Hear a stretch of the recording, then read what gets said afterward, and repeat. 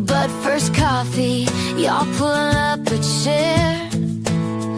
If life's been heavy, you're welcome here. We talk real stories, the truth, the fight, the mess, the pain, what's wrong and what's right. The crime in the headlines, secrets and shame, abuse, addiction, calling it by name. Mental health, yeah, we say it out loud. No whispers here, no blending in the crowd. This ain't a courtroom, this ain't a feed. It's a table where we all get a seat. But first coffee with Susie Overholtz, where hard conversations don't cost your soul. We talk recovery, we talk repair, we talk hope rising up from despair. We're a safe place, friends and family, small town heart with a global reach, like a local newspaper and a coffee shop door. Pull up a chair, there's room for more.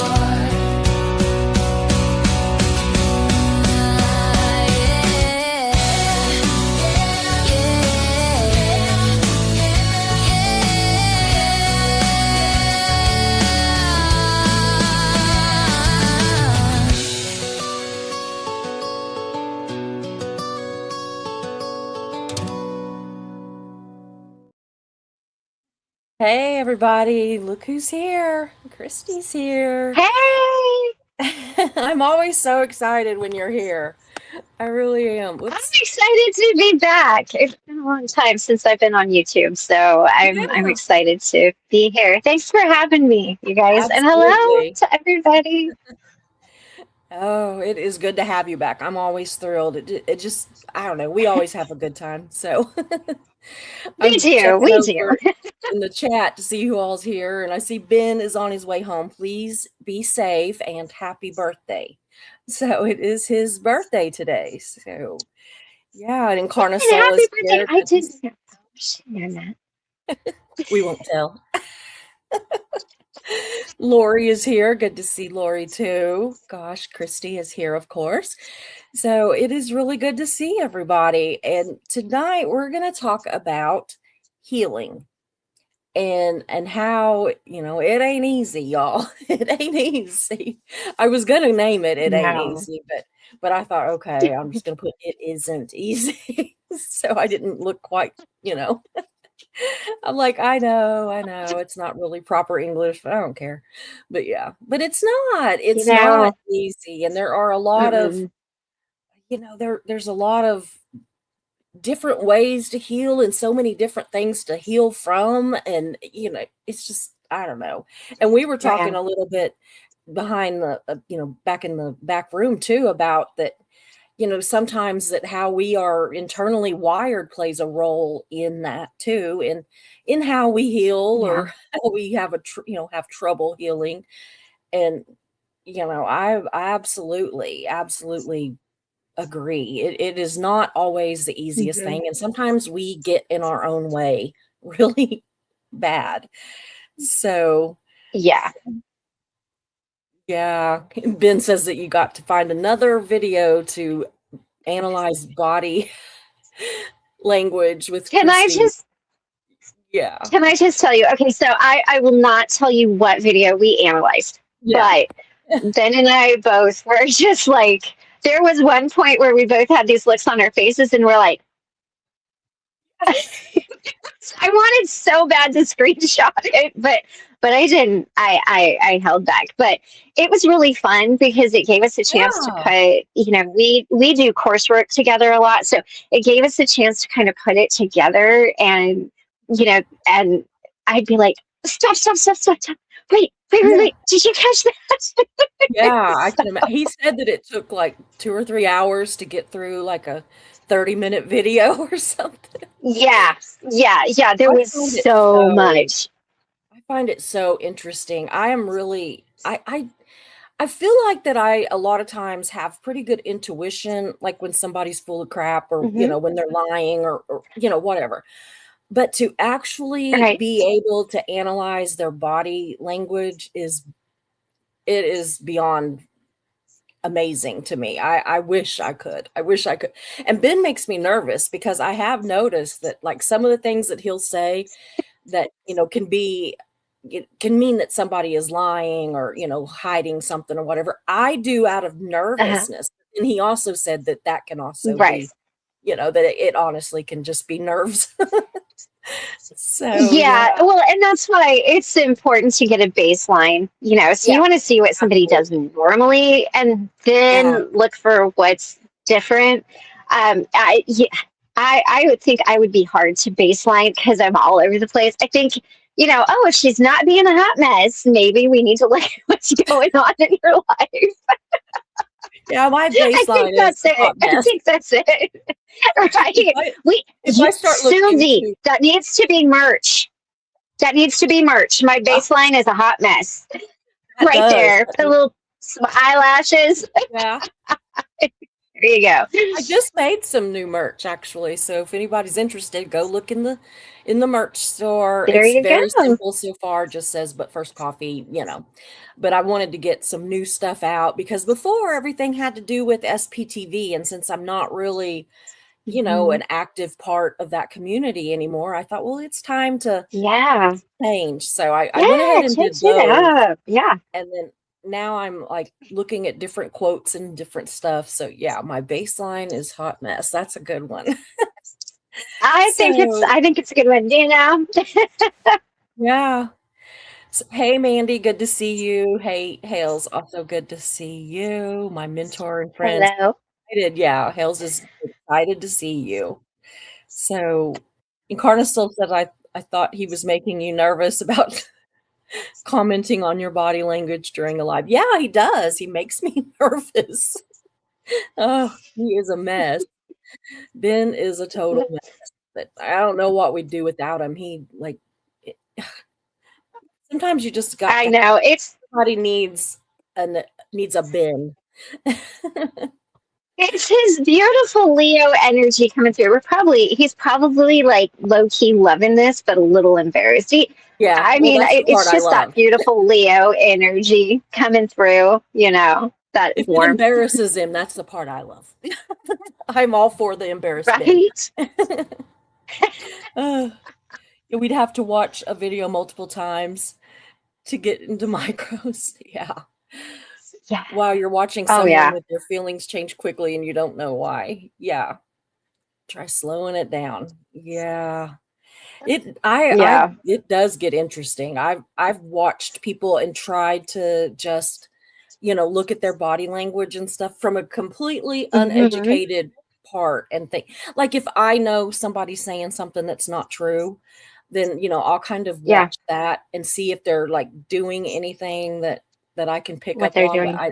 but I don't know. I'm amazed at you and Ben. So, but anyway, so we See, are going to talk I about like statement analysis.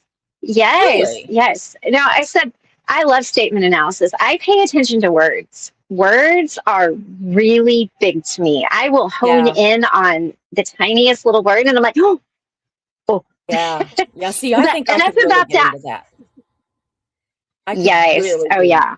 because words. I love words. I love you know language, conversation, the whole bit, and I am really Yeah. bad about analyzing every single thing somebody says. Especially if I disagree with them, of course. So, which is not healthy, but yeah. But anyway, so tonight we are going to talk about healing and how healing Yeah. is not easy. And I am really coming at this from just an angle of in general. And I just want to put it out there that Yeah. if I'm talking about situations in my own life, I am probably not talking about a specific person unless I say it, which is usually my brother. If I'm talking about a specific person, it's almost always my brother or my ex-husband. But yeah, I mean, sometimes it can be something that people have no idea. I mean, we all have lives Yeah. outside of YouTube and we forget that people have things that they're healing from that we know nothing Hmm. about. And so I'm just Yeah. asking, like, if somebody thinks I'm talking about them, I might be, but I might not be. And, I might be Right. talking about something from 10 years ago. You just never know because, that's just how it goes. Right. That's just how it goes. That's how my therapy sessions go Right. too. I'll be talking about something from when I was 12 and then talking about something from Mhm. last week. And I'm just like, I know she's probably thinking, this woman's giving me a headache. So, like, what's that thing I saw that be the reason that your therapist needs a vacation. That's my goal is to be Right. the reason, There you go. or My that she favorite needs one is therapy. somebody's therapist somewhere knows your full name. And I'm like, Yeah, damn right they do. right. They do. Absolutely. There's a couple. I could probably give you names. Oh, Right. wow. So I do want to invite the chat as you come in, or lurkers, whatever. If you want to join in, please do. This is very much a conversation. Hmm. If you're here in the replay, we very much put those comments or questions or whatever in the Yeah. replay in the comments.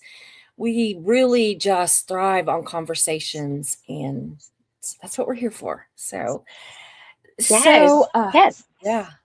So the first thing that was kind of weird to me was that my therapist asked me straight out what I thought healing meant. And it That's a kind of took really me good aback. question. Yeah, Yeah. it really did. And I It's a wrote great down some notes. question. Yeah, I wrote down some Yeah. notes. Eh, We said, does healing mean something no longer hurts? Or can something mhm, still hurt without controlling you? And, are mhm, we ever completely healed, or do we just learn healthier ways to deal with things? Or, maybe healing isn't returning to who we were, before something happened. Maybe we are a new person. Sometimes those mhm, things that hurt us do change us, sometimes for the better, mhm, sometimes not, but they do change us. I mean, just like aging, mhm, whenever you're aging and maturing, that mhm, can change you too.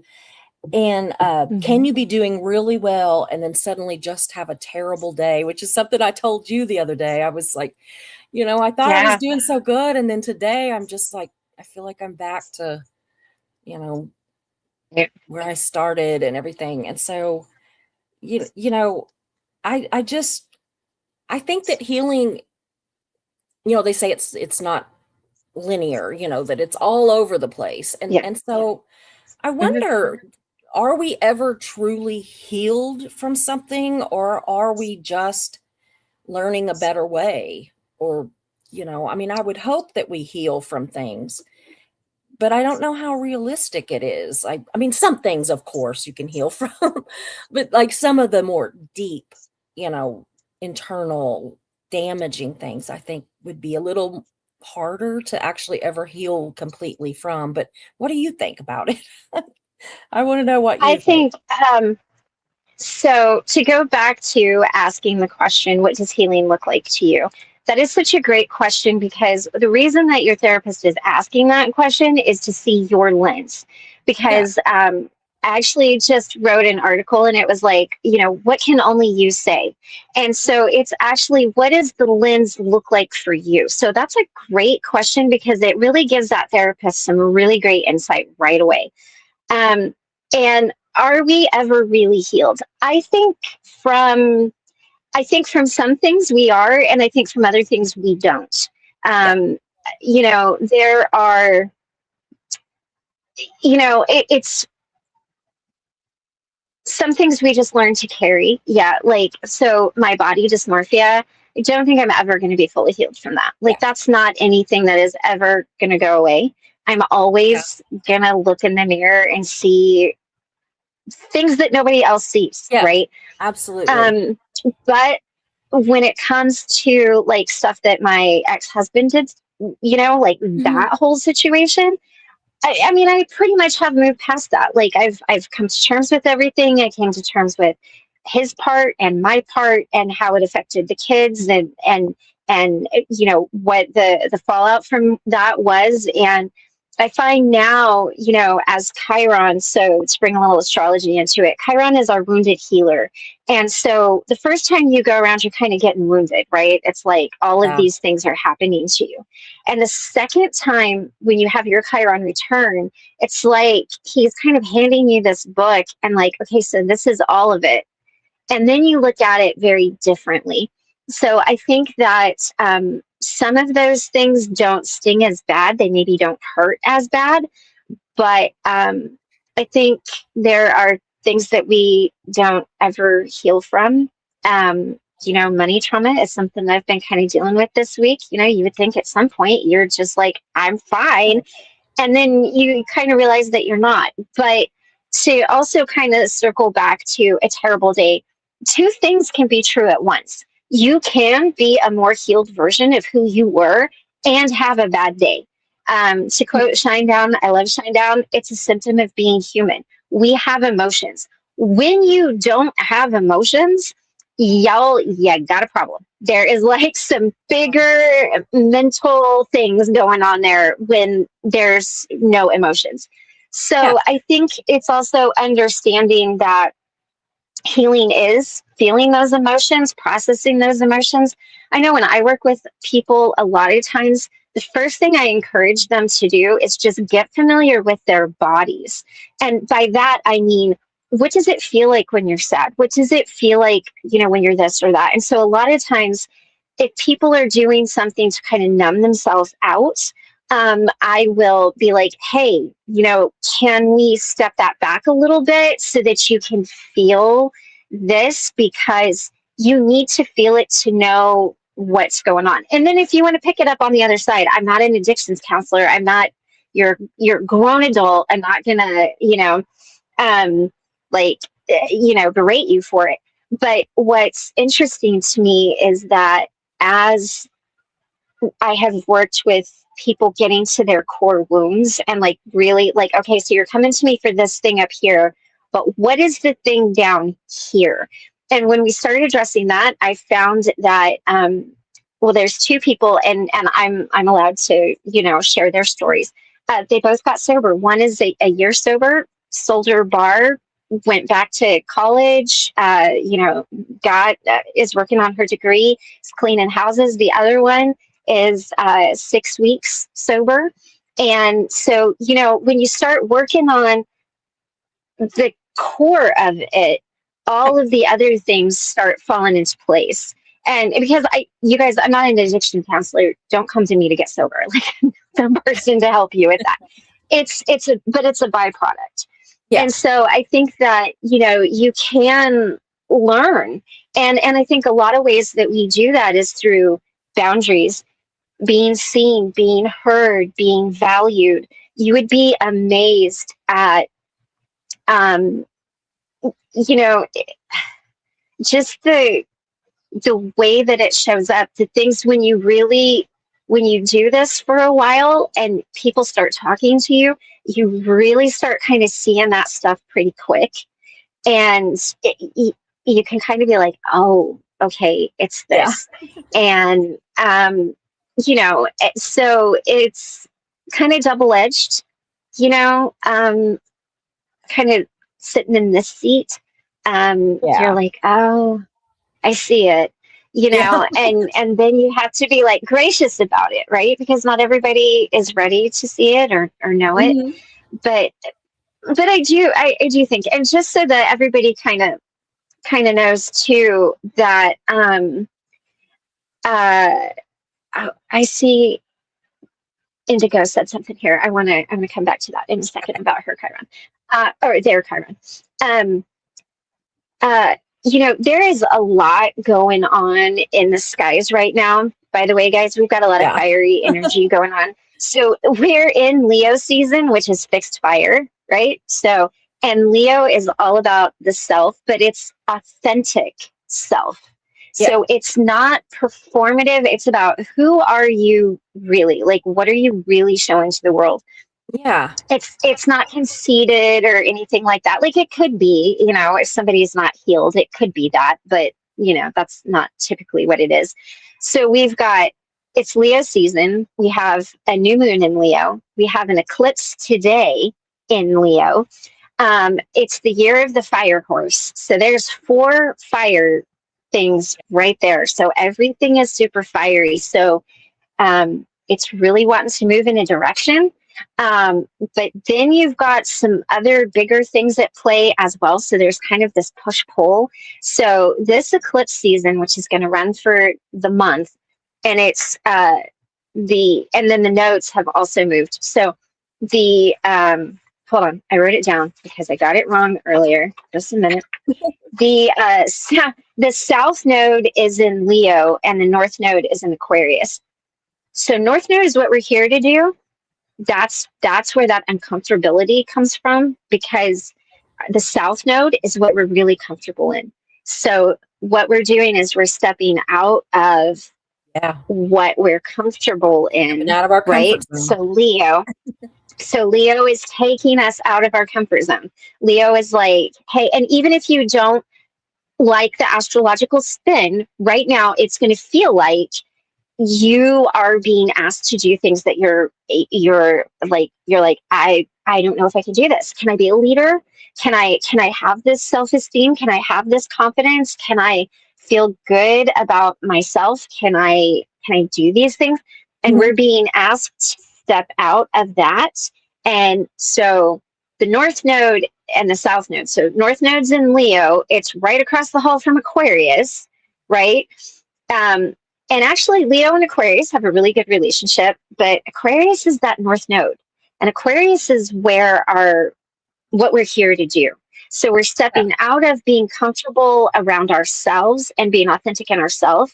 And we're stepping into being asked to be authentic in our communities and healing our communities. And so you're going to see that. So it's going from very much an inward thing to all of a sudden it is affecting the communities. And there's a lot of healing there. So as we're watching like on YouTube and geopolitics and everything else, leaderships, like you're seeing it play out. You're seeing people that were comfortable being this one sort of way. And now the collective is like, oh, no, you don't. I'm sorry, I don't think so. We're seeing it on a global scale. So there's a lot going on. And I wanted to go back to what did Indigo, what did they say about their Chiron placement? Because I wanted to address that. Okay. They said, I was not prepared for one of the things that my birth chart revealed to me, or that I discovered when I looked at my Chiron placement. It's opened a whole level of talk therapy in relation. And this is how you can use a birth chart or something like that. To her adoption and family. Yeah. And this is how you can, if you work with a therapist that brings in a little bit of astrology or something, they can kind of look at it and go, hey, so can we talk about this? Like, what does this look like for you? And it just gives another level.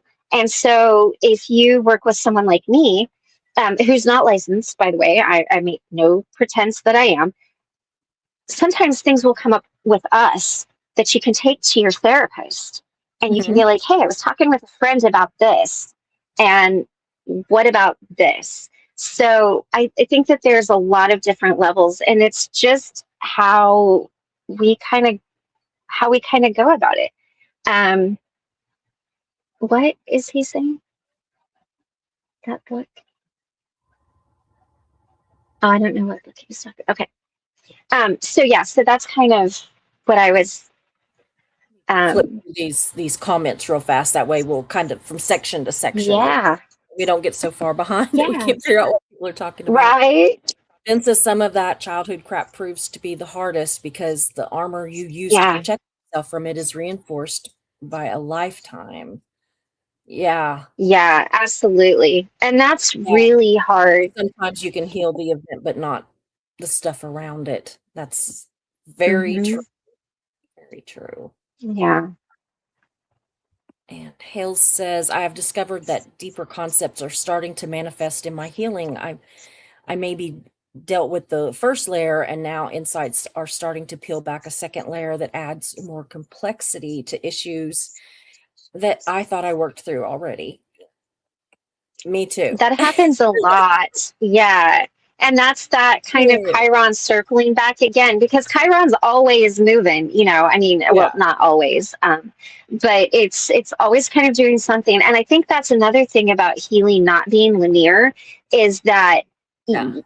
it's kind of like that first level is, this was done to me, and then the next level is kind of like, I did this, and then it's kind of like, okay, we did this, and then you kind of Yeah. get to this point where it's like, okay, well, what's the lesson? And Yeah. that's why I think it's always kind of evolving, and some of those deeper things, um, you find come back later, because you're not necessarily always ready. Like, Yeah. you might heal from one part of it, and maybe you think like, oh God, wow, that was, whew, Yeah. that was deep. And then 10 years later, you're like, whoa, wait a minute. Thought we were Yeah. done with this. Or- But it's something yeah. completely different. Yeah. Absolutely. Absolutely. Yeah. Ben says, yeah, there are things that you can't affirmation your way out of. And Yeah. this is true. This is when your nervous system gets hijacked, when that is your response, when you are in that freeze response, you cannot be like, you can't rationalize yourself out of it. You can't think your way out of it. You can't cry your way out of it. You really have to reset your nervous system. And so, everybody, I mean, you might have a more dominant, like fight, flight, freeze, fawn response, Yeah. but when we freeze, that is that point that Ben's talking about right there, where you've got to go splash cold water on your face, or you've got to do something to shock your system back into it in a healthy way. We get stuck. Absolutely. Animals out in the Serengeti don't get stuck. Like, if a lion is chasing a cheetah, that cheetah does not stay on high alert for the rest of its life.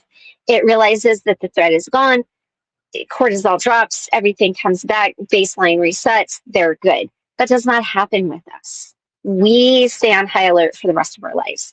And so I think it's important to understand the difference between what you can breathe your way out of, which you can talk yourself down or out of, and what you really have to, like, literally go splash cold water on your face over. Yeah. Another thing that my therapist brought up was that sometimes healing feels worse before it gets better. Like you Oh God, yeah. yeah. Like what it reminded me of when she and I were talking was whenever you warned me, you were saying, really look and try to find what hurt little Susie, what hurt Susie when she was Right. little. And she said, and Christy said to me, she's like, you're gonna cry. And I was really glad that you kind of just said that, because whenever I Uh-huh. was really digging, really looking into just going back into Yeah. my life and everything. And I honestly tried to start from like, I thought, okay, instead of going backwards, I'm going to try to come forward. So I tried to go back to like my Mm-hmm. earliest memories and kind of move through, Mm-hmm. memories and thoughts and everything. And I sat and cried for hours over stuff that I had not Mm-hmm. even thought of in maybe Yeah. ever, that I just pushed aside and everything. And even I found myself, I talked to you about it. I talked to my therapist Mm-hmm. about it. And honestly, for a good solid week or probably more, I would just cry randomly. Like I literally would Yeah. just like completely feel like this little girl that was hurt over whatever this little girl was hurt over. And I mean, Mm-hmm. there wasn't tons of stuff. There were a couple of different instances in my life that, hurt Yeah. apparently very deeply. So, Right. but I Right. was, it made me think of that whenever she again said, sometimes healing feels a lot worse before it feels even a little bit better. And It I really thought, boy, does. yeah, Yeah. It does, because you've got to kind of be so this okay, not to scare off anybody from working with me, Yeah. but Oh, it's you worth will it. Trust me. cry. You will you, cry. you will cry when you work with me. And that's how I know that I've got to the point that we need to get to. If you haven't cried, we're not there yet. So whenever I see somebody cry It's that a I'm working with, release. I'm like, It's a that's release. it. You It know? is, because what happens is it builds in your body, and when you cry, you're literally like expelling it out of your body. Yeah. So, I mean, you could cry, like, I guess depending on how serious it could be, you could vomit, you could, yeah, like Yeah. it's just getting that out. But so yeah, I do feel bad. Like, for those of you that have worked with me, I Yeah. do feel bad when I make you cry. But there is a point No. where I'm like, that's it. Yeah. That's it right there. But And after that, I have turned corners after that. After yeah, I didn't fix everything. I am still, a hot mess. right. But it seemed like, to me anyway, that I really like opened up something that I'm Yeah, like, okay, it doesn't hurt any more than it already did. It's right. I have a better understanding of things now, but it really just opened me up to the possibilities of maybe this and this, X, Y, and Z are a reaction to something that happened whenever I was 3 years old, and Yeah. you know, and it has to do with feeling deserted. I was not ever, and I just want people to, man, my nose is itching. I want people to know this was not like some sort of an abusive situation. I have Right, an right. issue with being abandoned or Hmm. not loved, that kind of thing, not being Hmm. enough, Hmm. that kind of thing. And so Hmm. it started when I was 3 years old. And, so then when I got to that one, I was like, done, figured that one out. And then for something just kept Yeah. making me, keep thinking. And I came to another situation in my life where I absolutely felt that. And I knew other situations, like it was easy to know that I felt that way, with my ex-husband and, ex-boyfriends and just Hmm. whatever. But Right. to know that I had felt that way about both of my dads had kind of done things that had made me feel that way. And I have always had them on such a pedestal. And, Yeah. and I realized that by putting them on a pedestal, I gave them farther to fall. That I Yeah. gave when they messed up, because they did, when they Oh messed yeah. up, Yeah. it made it more powerful, more hurtful, because to me they were like these perfect people, and nobody's perfect. Hmm. But yeah, Right. it was really healing to come up with those two different situations, and then that really has helped me to understand why I'm like a people pleaser, and I'm always Hmm. trying to be enough, to be enough for people, and I want them to like let me know that I'm enough. And it is really something, because it kind of felt like shit It's, for a little yeah, bit. It really did. it does. And it It still does. does I had sometimes. somebody. Oh yeah. Oh, I had somebody that somebody that I'm currently working with, and they asked me, "Am I going to get clarity?" And I said to her, I said, "Oh, you're going to get clarity, but it is not going to be the kind of clarity that you think." And she's Yeah. like, "Whatever." And then a couple weeks later, she's like, "I hate you. I have clarity, and you're right. It's not what I thought, and I don't like this." And and of course, she didn't mean that she actually like hated me. She's still working with me, so she can't hate me too much.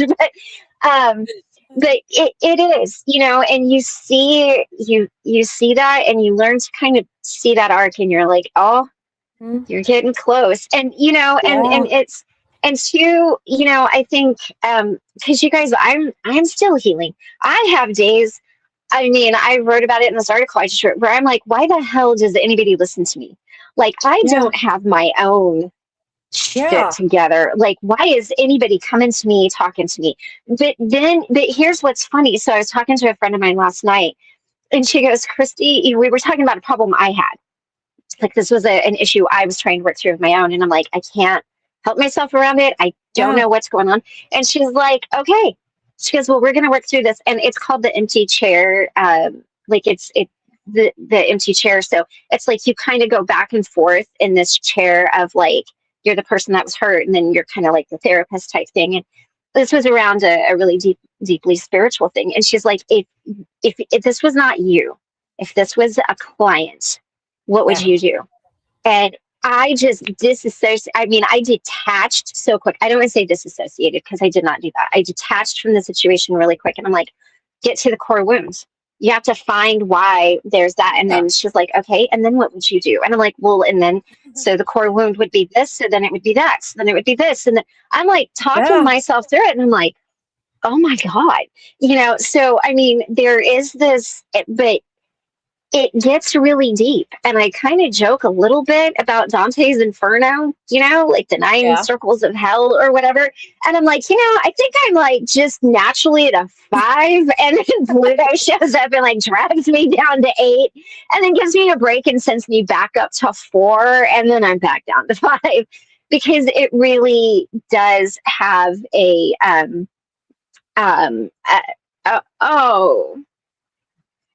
that is so sweet. Indigo, thank you.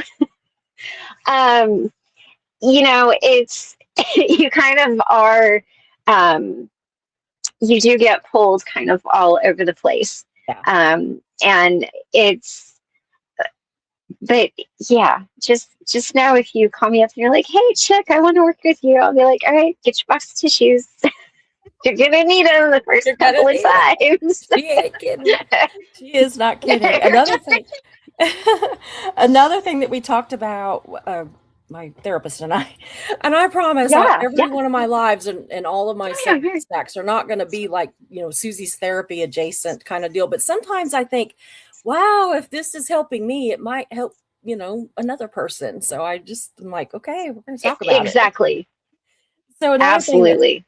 That she was talking about was uncomfortable, that's not comfortable about healing, is recognizing our own roles. And what she said was there's an enormous difference between what happened to me was my fault, and there may be things that I need to learn about how I responded, what I tolerated, or what I continued. And I thought that was really cool too, because, it doesn't have to be all or nothing. It doesn't have to be, this is all this person's fault for hurting me, but it also doesn't have to be, this is all my fault. This is something desperately wrong with me, or, something that I completely, screwed the pooch on kind of deal, whatever.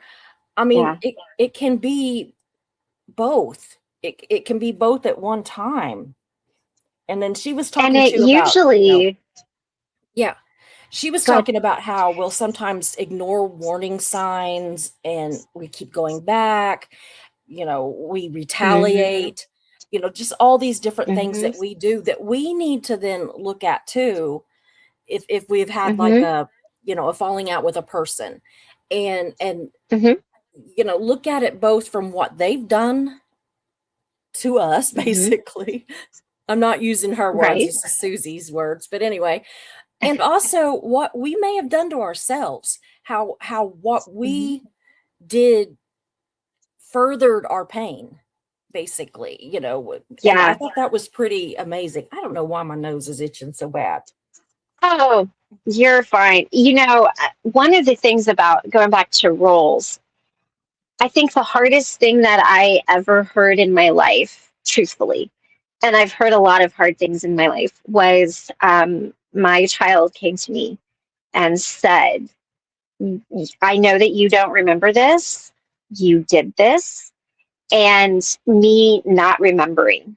And the thing was not knowing if I did it or not, because I could have seen me at that point doing it because, I was deep in anorexia. I was depressed. I was on medication that I didn't need for a condition I did not have. I was on a lot of it. I mean, I could see that happening. I couldn't apologize for that specifically because I didn't know that I did it or didn't do it. And y'all, it is really, Yeah. really, I mean, it's kind of a slap in the face when you look at this and you're like, I mean, maybe I did. And, when it's something like, you slapped me or whatever it was, Yeah. like, and to be clear, I have not, don't beat my children. But, when you kind of look at that and you're like, I mean, at this time Yeah. in my life, maybe I did. Yeah. Today, I would be like, no, Yeah. let's talk about this. Absolutely. But to hear your role, and then to hear somebody say, and it caused this. Yeah. And to have that thing that it caused be kind of bad, that is a whole other level of healing, because at that point, it's not just what did they do to me or what did I do to them, Yeah. but it is the reality setting in of what you did was actually kind of bad. And how do you apologize for that and take accountability for it, but not take ownership of something that you don't know if you did or didn't do? Because there's a difference in all of those things. And then, retaliation and warning signs, and, there's a lot of those, and it's easy. So because I have a Cancer moon and a Cancer rising, I can talk about myself this way. All right. When I get mad. So as we go through the zodiac, we've got Aquarius, or no, we don't. We have Aries. I got Aquarius on the brain.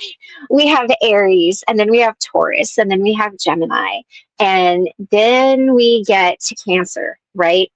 And Cancer is kind of the first time that we see emotions show up in the zodiac. So if you look at it as we're going through life, Cancer tends to be a little immature in their responses. So, and I kind of talk about this on Substack. And I'm like, you know what? I am the person that slams the door. I am the person that stomps away. Literally, I stomp away. I am the person that yells. I am the person that is going to have a temper tantrum. Like, it's not pretty. At 50 years old, I should not be doing that, but I do that. That is my response, right? And so when we have those responses and that, kind of retaliation, it doesn't make it okay. Just because I have those placements doesn't excuse Christy from being not nice and pitchy, right? Like, I cannot go through life being a little crab holding a sword and like cutting everybody. Like, you can't do that. But it is my first response. And then my brain kicks in and I'm like, oh, I did it again. It's why I think it's good that that we don't have landlines anymore, because I would just slam that phone down on everybody. There was nothing better than that. I kind of miss it. Like, I sort of want to go find one just so that when I get really angry after the phone goes, I can grab the phone and just slam it down a little bit. But it is not mature and healed, right? So no matter who that person is to you or what you think of them or how they might be, like, they do have these moments and these things, and so there are. It can be, especially if you have a good sense of justice, you could really want to retaliate. You're like, you're wrong, and I need justice. That's and it's kind of and it's like, but do ya? And are you the one to give it? Because if we're looking for justice, it's probably true to say that we are the ones that should not be delving out for justice, right? Absolutely. There's a reason that like victims' families aren't the judges. Yeah. Right. I mean, maybe they should be sometimes, but there's a reason that doesn't happen. It's a little unequal. So, it can get tough. And a lot of this, and again, as you kind of see some of that, and you look at yourself and you see, I'm capable of that. You know, Yeah. everybody's, like, there's a difference between, is it possible? Is it Yeah. probable? Is it possible? Sure, anything's possible. Is it probable? But when you ask that question of yourself and the answer is actually, yeah, that's probable. That is a whole other level, because then not only are you dealing with what you did to the person, like your Yeah. victim, basically, no matter who they were.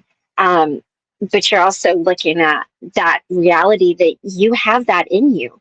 Yeah. And that's another hard thing to take. So, I mean, this is where Oh, it yeah. starts to get heady and now this does not mean, like, just because we're talking about all of this, the good side of that is that my child and I now have a relationship, and we talk, and we've worked through that, and it's all Yeah. good, and it's handled and it's done. So Yeah. it does matter how you show up, and it does matter how you honor them and the situation and how you work through it, and it can be who you were, and it can also be true that it's not who you are today. Yeah. Absolutely. Another thing that she said that I thought was another quote of hers. This one is actually a quote. I put quotes around it. She said that she was she said, I'm not necessarily talking about you, but I'm not necessarily not talking about you. And she said, healing may require giving up our favorite version of the story. And I thought, wow, you Mm-hmm. know, it's pretty I mean, interesting. yeah, it is, because here's the other side of that. We tell the stories that make us look the best, like, Absolutely. you Or in a know way like, that, oh, I'm the best hero, or I'm the best victim, yeah, or even I'm the best villain. Like, I'm yeah, always joking, I'm like, hey, if I'm the villain in your story, I want to be a that's a damn good good one. villain. Like, Right. do not dollar store me in that instance. But the truth is, you know that might not be true. Yeah. Like, it might not have happened that way, because here's the thing too, is that our brains, there is not a part of our brain that is like, memories live here. Every time you access memories, they get changed. Yeah. So if you retell a story and you tell it different, or somebody gives you a different perspective, or you remember it differently, that's how things get distorted over time. So Yeah. yeah, I mean, it does kind of turn into this icky thing. And here's the thing that I think is really important to remember, is that our brain, our nervous systems, and our body, its entire job is to keep us safe. It is going to do everything it can to keep us safe and keep us alive. And if that means that we are a big jerk who bullies people because we feel that we're not, like, because we were hurt, and we're not ever Yeah. going to let anyone hurt us like that again, so we retaliate, then that's what it's going to do. If we freeze, then that's what it's learned to do, because being seen, being heard is dangerous. It's unsafe.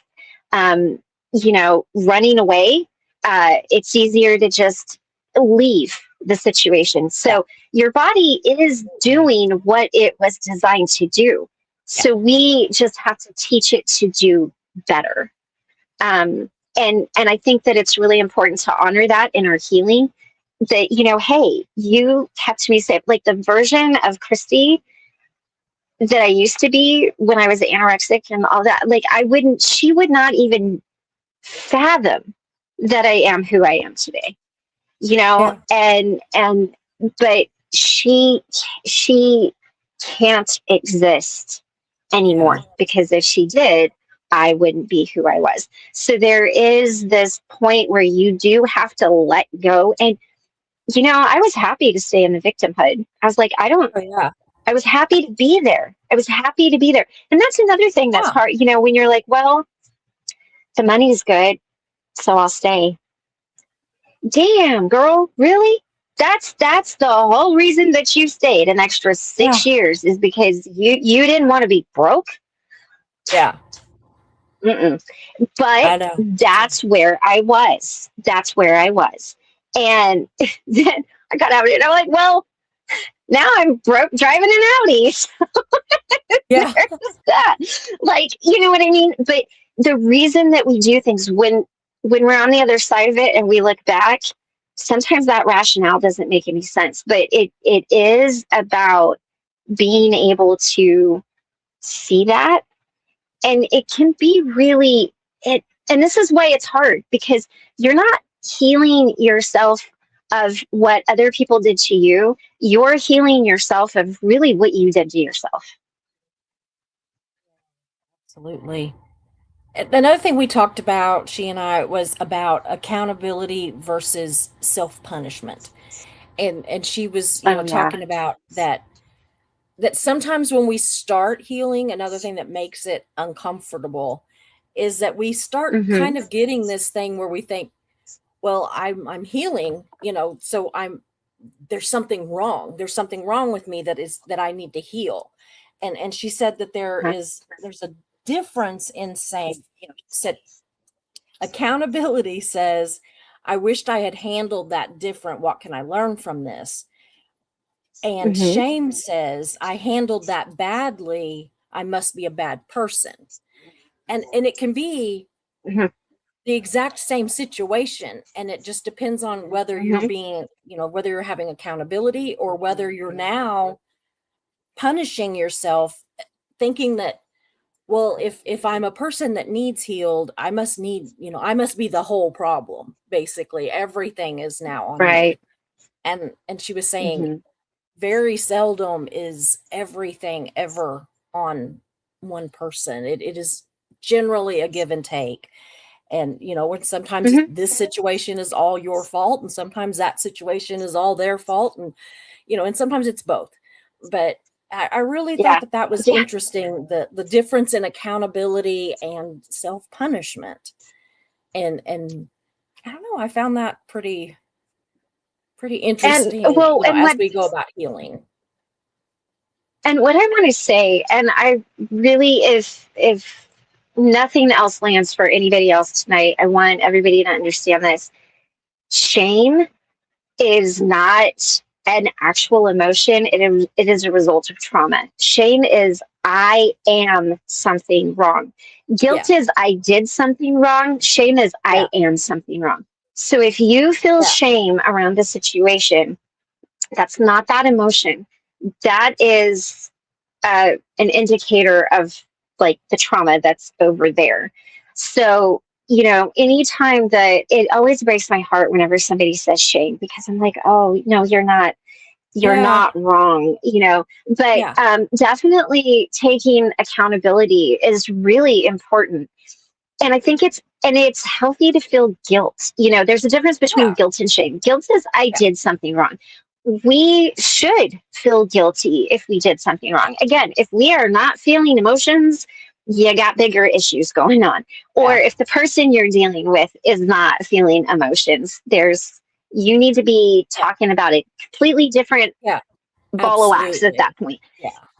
But, guilt is good. Emotions are good. I think there's so many times where we are taught that our emotions are not okay. And we're not robots. We're humans. Yeah. We have emotions. When we're taught that they're not okay, that teaches us the maladaptive coping mechanisms that come from drinking, drugs, sex, shopping, Yeah. any number of things. I mean, we all know what those things are. And it's because either we weren't given permission to navigate our emotions in a safe and healthy way. And that's a lot of what I find is when people start to heal, they don't know what to do with the emotions Yeah. because they've shoved them down, they've wrapped them in shame, they've dismissed them. It's kind of like, attachment styles. There's like secure, which is good and healthy. But then there's like this avoidant dismissive where it's like, yeah, I'm not, we're not doing that, and of course there's more to it than that. But, it's almost like you have to kind of teach people that emotions are okay, that it's okay to feel them. And I think sometimes even to a degree, what it's like to feel them, what it's really like to cry, and not cry from shame, but cry because 3-year-old Susie experienced this thing. Yeah. And now adult Susie is seeing how it hurt 3-year-old Susie and how it went from 3-year-old Susie to where Susie is now, and the choices that happened along the way, because that definitely did affect it. And sometimes 3-year-old Susie takes over and she drives the bus, and like nobody wants a 3-year-old driving the bus, right? I mean, that's dangerous. That's not good. Yeah. We also talked about that healing doesn't always mean forgiving. That we don't always have to forgive, and we don't always have to be forgiven to heal. Yeah. And so she was saying that forgiveness and healing, do not always mean reconciliation, trusting somebody again, that, kind of like if they told you who they are, believe them. You don't have to go back and trust them. Just you've went on. You don't have to forget. Right. You don't have to pretend that it wasn't serious, or you don't have to allow them to have access to you, that you don't have to drop boundaries, and you don't have to never feel angry again, that it is okay to sometimes still get angry over things. And that one was really hard for me. Like the whole thing with healing and forgiveness, and that, forgiveness is not, it's not promised.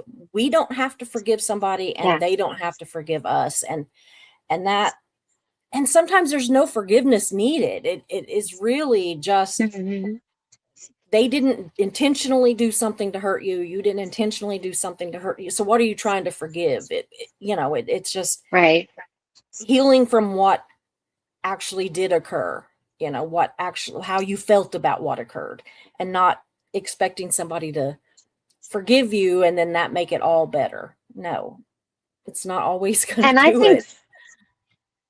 And I think forgiveness is a tricky part of therapy, because there's a lot of people that think that forgiveness, like you said, means that what happened was okay.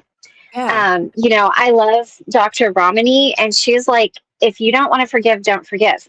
And depending on how you were brought up, Susie, you and I both were brought up religious. And so your forgiveness was a huge part of it. Like there was no question. You just forgave it. It was almost like, you get a car and you get a car and you get forgiveness and you get forgiveness and you get forgiveness. But it's, to me, I feel like forgiveness is sacred. To me, in my life, forgiveness is something that I do. And the reason that I forgive is because I do not like who I am when I am holding on to that, because I hold on to it really tightly. And in order for me to forgive, I have to find something redeemable about that person. So if you think of, if you've heard those stories that I've shared, it's kind of hard sometimes to find something redeemable. Now let's bring that down a little closer to home. We also have to forgive ourselves. Yeah. Which means we also have to find something, we also have to find something redeemable in ourselves. And that can be really hard. Now, that does not mean that, if you are not ready to forgive somebody, do not forgive them. You don't need to do that it's not real. It's not right. Real. Right. And if you believe that somebody has done something completely unforgivable, that is okay. Like nobody gets to judge you because of that. Like, if somebody comes to you and is like, oh, you should forgive that. No, you know what? You have autonomy. You get to choose that. To me, forgiveness is a huge part of my personal healing I think it's journey and more how I am. inside. It's more for us, you know, Absolutely. Yeah. honestly. Yeah. And if Because we you know truly what? can forgive and offer it to somebody, then that's one thing. But if we are not truly for Yeah. ourselves forgiving that person, it does no good to say, I forgive you, if you don't. You Right. know? I mean, Right. it's just And you know, words. and if somebody is asking you for forgiveness or an apology and you aren't, my favorite thing is short, pat answers that cannot be argued. I say this all the time. I swear people that talk to me a lot are like, God, not again. But, you know, all you got to do if somebody is like, you owe me an apology or you owe me forgiveness, it is really okay to say, you know what, I'm not there yet. Yeah. How is somebody going to argue with that? Now, there are people that will, well, you should, We'll argue. at that, at that point, just, I am not there yet, turn around and walk off. But it is okay if you're not there yet. It is okay if you never get there. Just because it's something that I do or Susie does or, Yeah. whatever, it doesn't mean that, it doesn't mean that it's like a universal thing. And Yeah. I think the biggest thing is just my laptop is fixing to die. I gotta plug it in here. I think the biggest thing is that you're being authentic to yourself. Yeah. Absolutely. Sorry, I just plugged that in. That you're being authentic to yourself. Because it's you guys. Yeah. I like my music things. Like Nickelback says, don't take the free ride in your own life, y'all. Don't cheat yourself, right? We don't do that. No, I know. Go ahead, and make the Nickelback jokes. I like Nickelback. I do too. They got a bad rap. I don't know what happened. But I tell you what, I'm like, She also said that boundaries can feel cruel if you're used to being a people pleaser. So, absolutely. if I have set boundaries with somebody that, I'm sorry, but I can't do this anymore. I can't allow this. I can't, whatever the boundary is. And they're not always something that you tell them.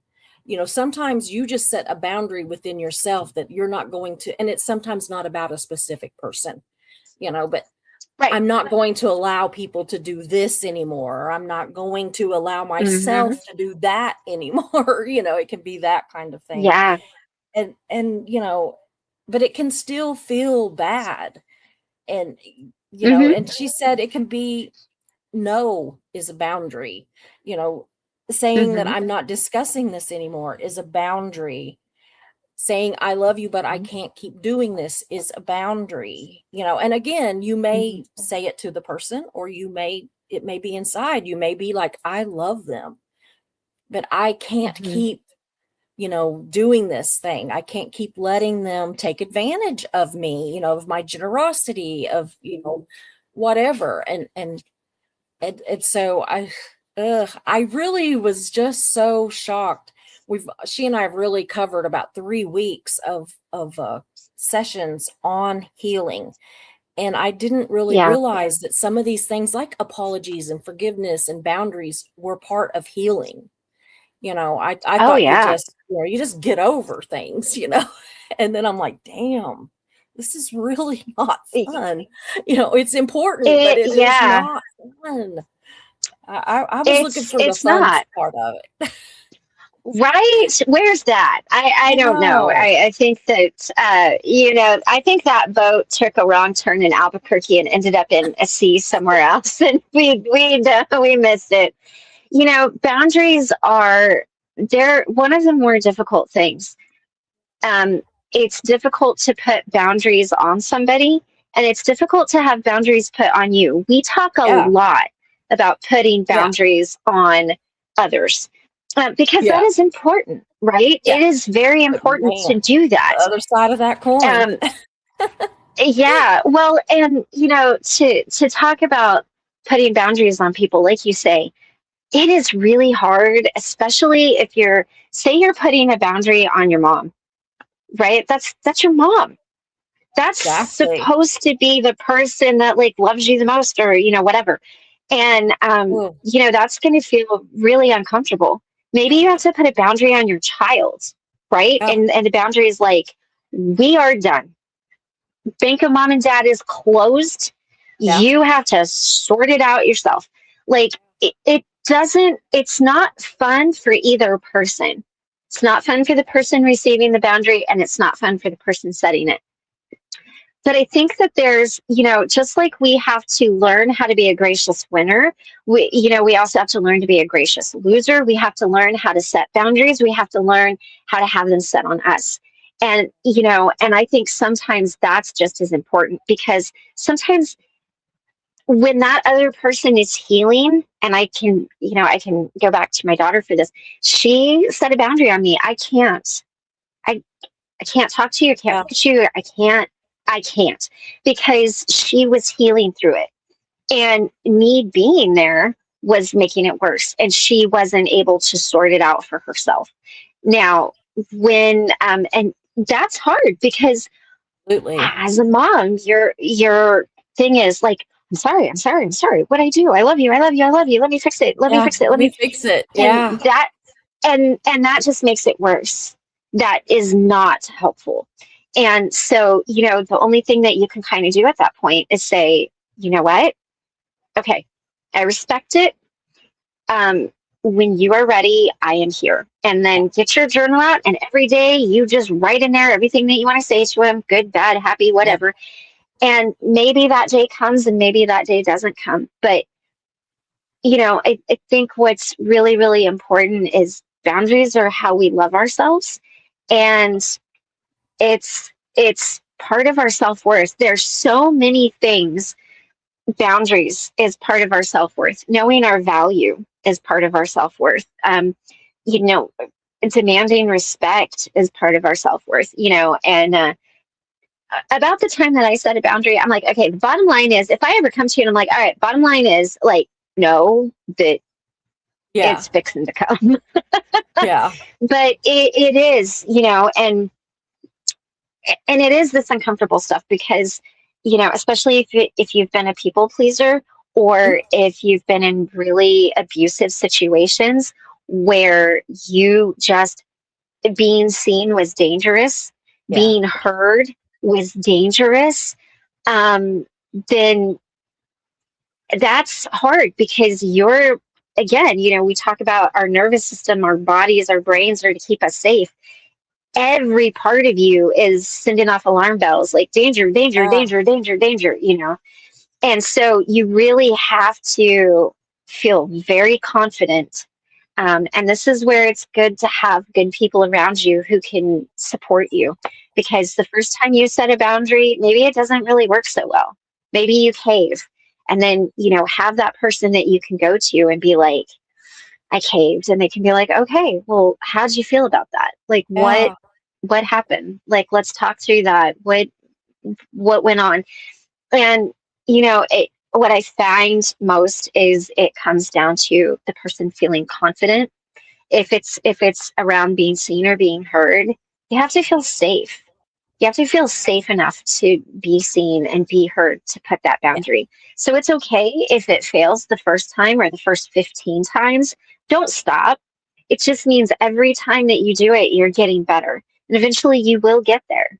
And Oh, yeah. then you're gonna and then you'll be like me, and it's like you get a boundary and you get a boundary, you get a boundary. Just make sure boundaries don't become walls. There's a difference between a Absolutely. boundary and a wall. We That's don't what want she to said. She said isolate that and insulate. she was saying the other day that boundaries should not be a wall, they should be a door that you are comfortable closing. Yeah. I mean, it may reopen at some point, whenever it is not necessary any longer, or if it ever becomes Yeah. not necessary any longer. But that don't put up walls, because, those are just, not good. But yeah, it was Right. weird that you said that, because that's what she said, was that, don't build walls, build doors. So that Right. made me Yeah. absolutely. Another thing that she said to me, which has really kind of hit me with some of the situation that I have been in recently, is she asked me how much of my life I'm willing to spend trying to correct somebody else's perspective of me. And that was like a slap Yeah. in the face for me. I was like, That oh, had to be really hard for you. yeah, it was. Yeah. Yeah. Yeah. Well, I and was that's like, the thing. oh, okay. Damn. Yeah. Well, and that's the thing, because what I've noticed, and again, I'm not licensed. I read a book, you guys. I read a book. Yeah. Just kidding. But It's good. it's I guess I just read the right book, right? No, I'm kidding. Yeah. I'm kidding. But you know, it is a lot about what the first healing is around what other people did to us. And then when we really start seeing like, oh, wait a minute, I'm justifying, I'm correcting, I'm changing the story, I'm like I'm giving I one person that I was talking to, I was like, at what point did you feel that it was a good idea to just give away all your power? Like, because you just gave it all away, and but there is that part that gets really sticky. Yeah. It really has made a change in me just from her saying, how long am I, how much of my life am I prepared to to spend?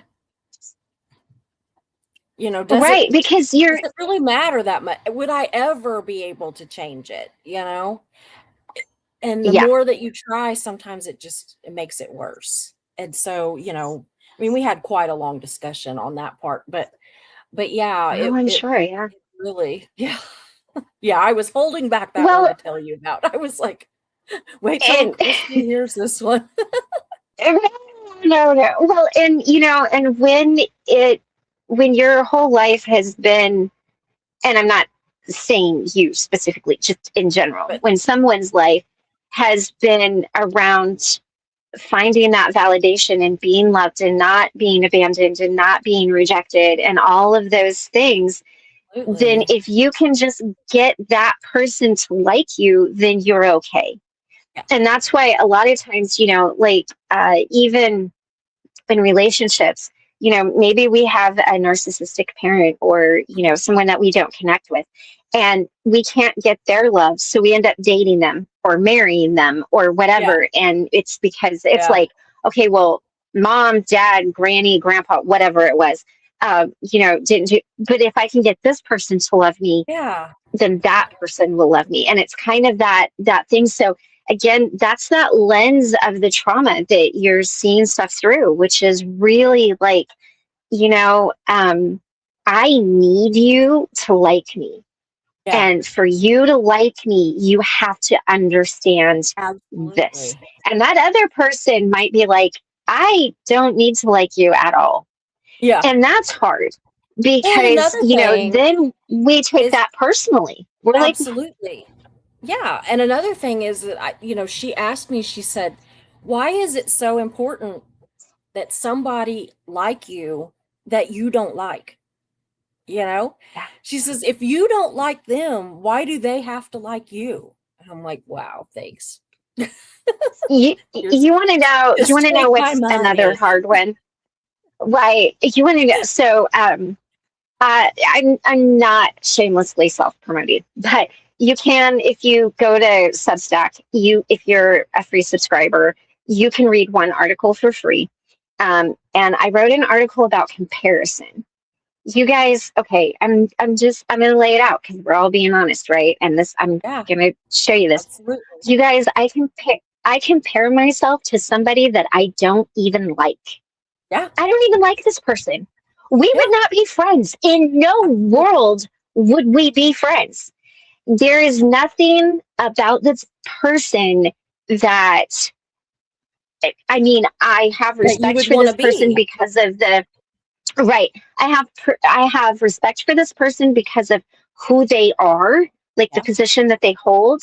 You know, like they're the mother of my husband's children. That's you respect that, right? You know, I mean, that's a person, and that's an important thing. Yeah. Why do I spend this time comparing myself to someone that I don't even like? I would not take advice from this person. If this person was like, "Oh, Christy, let me tell you how to do your makeup," I'd be like, "I'm Yeah. good. Thanks." Yeah. I mean, go ahead and keep your tips to yourself. Thank you. I'm good. Yeah. And the So thing why? is that the So person can actually be great at whatever they're trying to give you advice at, but if you don't like them, yeah. you don't want to Oh do it yeah. like them. And yet, Well, and you know, you know, and it just goes to show that like it's not always what we think. You know, we think, oh, we're always like chase. You know, we want to be like this yeah. person up here or whatever, and oftentimes it's not. And what I said in the article, I forget exactly how I said it, but comparison is the thief of joy because you're comparing yourself to something in them that you feel you lack in yourself. And let me tell you what I compare myself to. So she's like 6 foot tall, blonde hair, blue eyed, fair skin, lingerie model, Norwegian. All right, y'all, Yeah. I am 5 foot on my best day.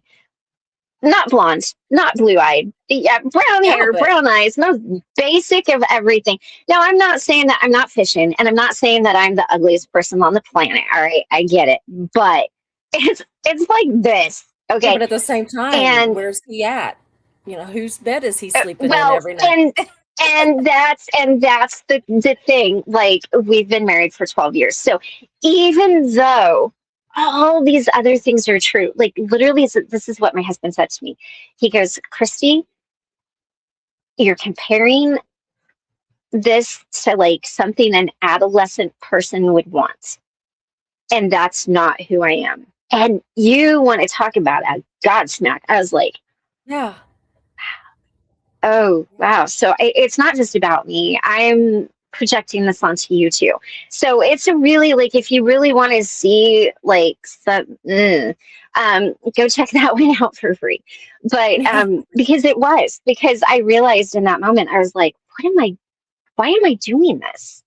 Like, Yeah. why am I doing this? And you know, I can list off the reasons. I can be like, well, body dysmorphia. I've always, you know, Yeah. like been really sad because I'm short, and you know, I mean, I'm. But at the end of the day, like it was so disrespectful to my husband. It was so disrespectful to our marriage. It was disrespect, and and you don't. But that's what I'm saying is like even the person that you look at that you're like, oh, they've got it together. Yeah. No, they don't. No, they don't. No, they We're don't. all broken. They cry on Well, their bed the same as you do. and like where I said to her, because I've told her but that I don't really even like this person. It doesn't mean that that person's a bad person. It just means that, Right. it's not somebody that I really care that much about them liking me. And yet I do. Yeah. I Right. need for them to. I don't care really, Yeah. which is weird how you cannot really care if they do and yet need for them to at the same time. It seems like it's like, but she says, no, you Oh, can do well, both. You can do both. you can and you do because it goes back to, you know, in that instance, and I'm not saying this about you, just in general. Yeah. It goes back to that abandonment, that Yeah. need, that really deep need Yeah. inside to be I just need seen. everybody to like me And and to be enough you for know, everybody. yeah. And you know, and that might be something that you know gets easier to carry over time. But it might not, you know, it might be like my body dysmorphia. You know, you might just kind of get to a point where you're like, oh, wait a minute, I know what you are. Okay, you don't get to raise your ugly Yeah. head. Like, go back Yeah. to sleep. You know, Yeah. go back. Absolutely. She also said that it's because I was like, but I'm just angry. I'm just so angry that I'm, misunderstood, that I'm misinterpreted, that I'm, whatever.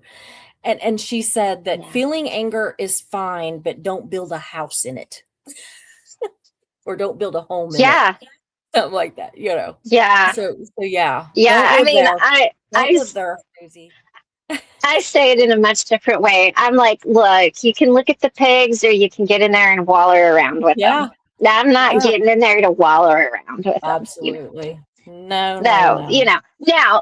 now I do at times waller. Don't think that I don't, but I do really try, and I think when you find it that way, because we do tend to kind of build our houses there, Yeah, but again, going back to the South Node, that's what's comfortable. Right yeah, now we're kind of absolutely. Leo is telling us, hey, we're comfortable living this way, but we're really not because it's not authentic. And we're Yeah, having to get out of it and we're having to move a direction. So, we've got to come in and we have to tear our house down. We have to take all the boards and the nails and the hammers, and we've got to go somewhere yeah, else. And we have to build a new house that's not there. yeah, yeah. Ugh. She also It's not said that fun. because I'm just like it's just triggering. It's just and I hate that word. That's one of those words that I hate. But I'm like it's just triggering when somebody just this. It just makes me think about when this or this happened in the past, and she Mhm. said that being triggered doesn't mean that we're not healing or that we're not healed. That it is Mhm. okay to still have triggers. It's how we deal with those triggers, and if we let them consume us and drag us all the way back Mhm. down. And so I thought that was pretty interesting too. It just I don't know. Keela constantly says that healing is not linear, that if you look at it it's going to be like zigzagging across Yeah. everywhere. And so I think that Mhm. like when I'm listening to her, I'm hearing your voice, I'm hearing Keela's voice, I'm hearing all these things, and I'm just like, man, I've got good friends, and I'm pretty damn lucky. Hopefully, they Yeah. don't get Well, tired of me. no, I need to no. listen to Well, them more. I need to listen to them more. And you John and know, Jan, they're um, always telling me stuff. I'm like, oh, and I think one word that I've been trying to replace instead of triggered is activated because like our yeah, our nervous system gets yeah, activated. yeah, Although I can't explain it here because of the words he uses, but go check out Dr. Gabor Mate talking about being triggered because he relates it to like a pew pew and how like it's ammo and all this. It's really yeah, interesting how he explains yeah. it. So go check it out I because I, will. I can't explain it here because Yeah, YouTube would flag you 7 ways from Sunday. But go check out what he says about it. But I kind of like activated because it activates your nervous system. For a lot of stuff, for yeah, me, it kind of comes back to the chakras and the nervous system. And, what even our chakras can align with Maslow's pyramid, you know? yeah. So, I mean, there's a lot of stuff that kind of overlaps. Absolutely. I'm gonna look. We've got several of starred comments, so I'm gonna check back in with Okay. those real quick and see what we've All got. right. Let's do it. So Ben says yes, neurogenic trauma. Humans are the only animals that can put themselves into the same stress just by remembering it. Yes. Isn't that insane? All you got to do is Yes. remember something and you get just as stressed. Yeah, just as stressed over it. Absolutely. Absolutely. Ben says I do wish people would stop filing off the strange or weird parts of themselves we have all filed off in order to fit in. It's what makes people interesting and unique. I agree. And yeah, I know. Be your weird self. Be your weird ass self. Just be weird. Be Ben. Ben's weird. No, I love Ben. I'll never forget when the lady was like, why don't you all like Ben? And I'm like, oh, we love Ben. We wouldn't say anything about him if we didn't like him. Hill says, I'm learning how to rephrase things in my healing so that I can tell myself I am enough. I love myself where I am at, but it's hard to not feel like something is wrong with them sometimes. Absolutely. I get Yeah. that. Self-love I is love hard. reframing. Yeah, I do too. I do Yes. too. One tool I have found is effective is to, upon waking, say to yourself audibly, if possible, I am enough. When you wake up, or when you wake, you are near trance, or I'm sorry, I cannot talk. Are near trace and being out loud, it encourages the brain's coaching. Absolutely. I do think that there is something to be said about saying things out loud. I Oh yeah. really do. Just like I was telling you earlier that sometimes just, putting it on paper, how like Hmm.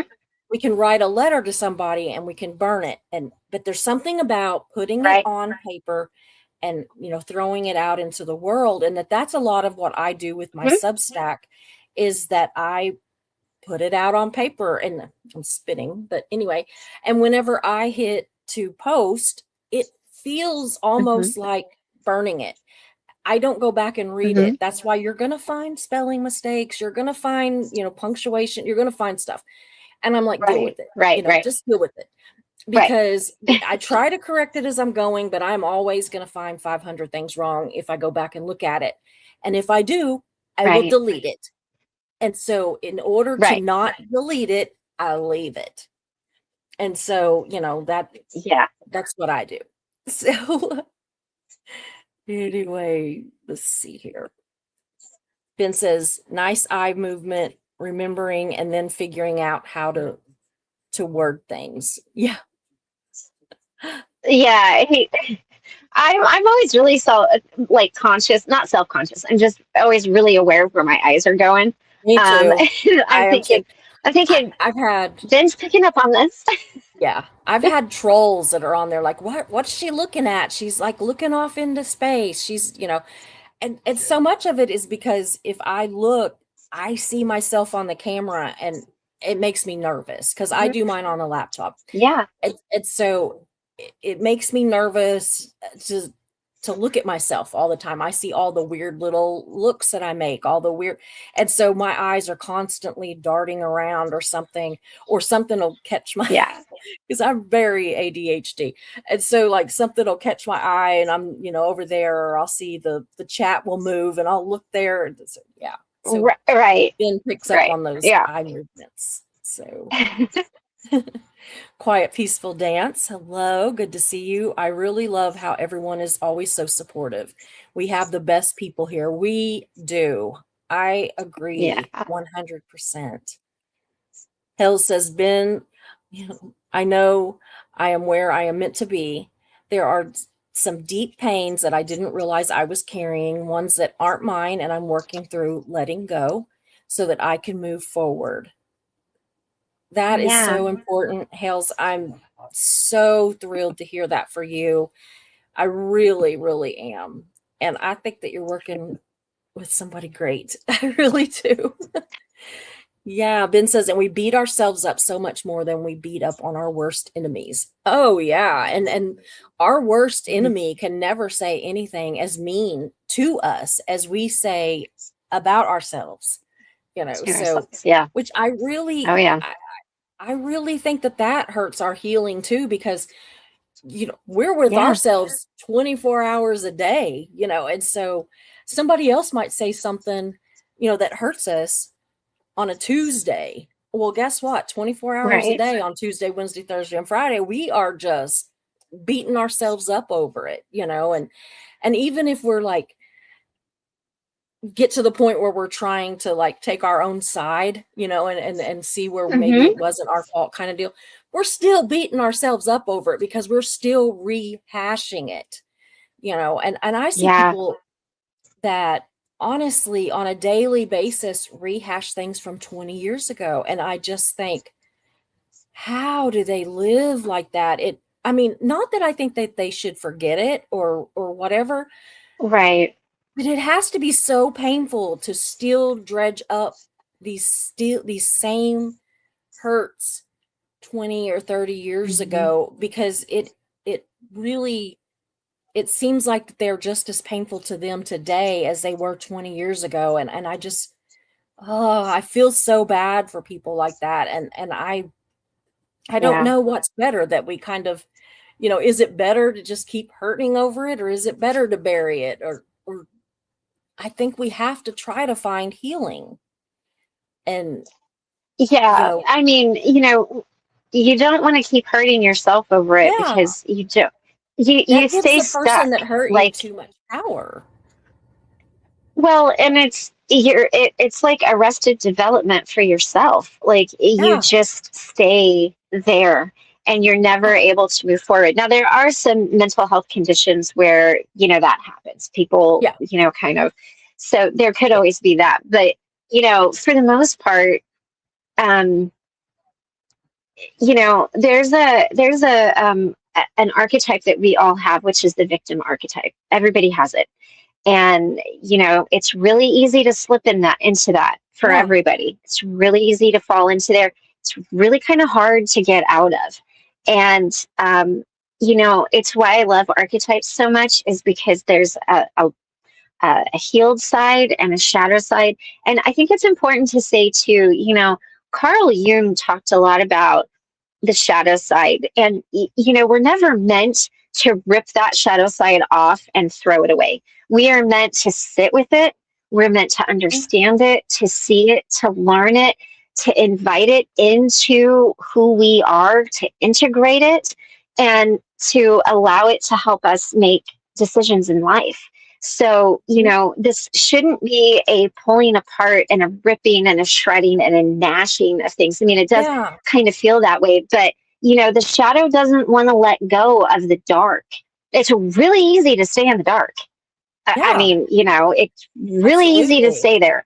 It is kind of hard to be in the light because, in the dark, things are hidden. You can kind of fudge your Yep. way around it a little bit, but you cannot do that in the light. And so, there's a lot to it. And yeah, some people just, believe it or not, really enjoy being there. I don't think anybody here enjoys that, but there Yeah. are some. Yeah. I know what you mean. Yeah. Aw, thanks, Sheila. That's sweet. Like the new platform. You mean my Substack? I am Yes, enjoying Substack. it. I am enjoying Substack. I have It's a like, great platform.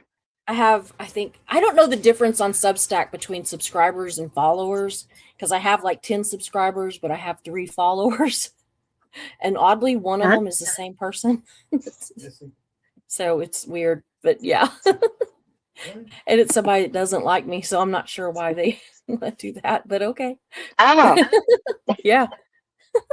I'm just like, okay, whatever. It's fine with me. I yeah. don't care. Stick But around. yeah. Anyway, Ben says, I am thankful that I learned boundaries with my mother. If I didn't, I know it would be so much harder to forgive her if I had allowed the demeaning criticism to continue. Wow. Yeah. Ben breaks me over his stories about his mom, because I just want to go Mhm. give him a hug, because I mean, that's the one person that is supposed to be your absolute ride or die. You're, always going to be there. Mhm. Is always supposed to be mom. And so when they're not, it is so hard. And I'm amazed, Ben. I am really amazed. You are such a well-rounded and, intellectual, emotionally intellectual person. And it just, I'm proud of you, buddy. I'm proud It's of you. it's I it's wish I could very be more like hard. Ben. It's very hard for people who have mother wounds. Yeah. Well, there's 2 people very close to me, like super, super close. Well, 3 if you count Ben, but 2. And, when, okay, so I'm going to actually take Ben out of that equation because these 2 people, this was their experience, and I'm not going to lump Ben in with that. But, they said it was really hard when their moms died because their moms were their abusers. And so when their abuser died, there was a relief there. And Yeah. when they had a funeral for that person, both of these people felt like, why are you celebrating this? One person did not go to the funeral, one person did go to the funeral, but they had a very difficult time because society says we should love our moms, and their Yeah. moms were not nice. And, when we go back, when we talk about Chiron, the story of Chiron is that he was abandoned by his mother. That is the original abandonment wound. That is the mother wound. So if you have wounds of mother abandonment, and you're into astrology and all the things, look into Chiron. And Chiron, basically, the story, it was, it's a tragically beautiful story. Yeah. But, Yeah. when the people that were supposed to protect you and keep you safe and do right by you are your abusers, that is a really difficult place to be. And that lens that you see everything else through gets really fractured.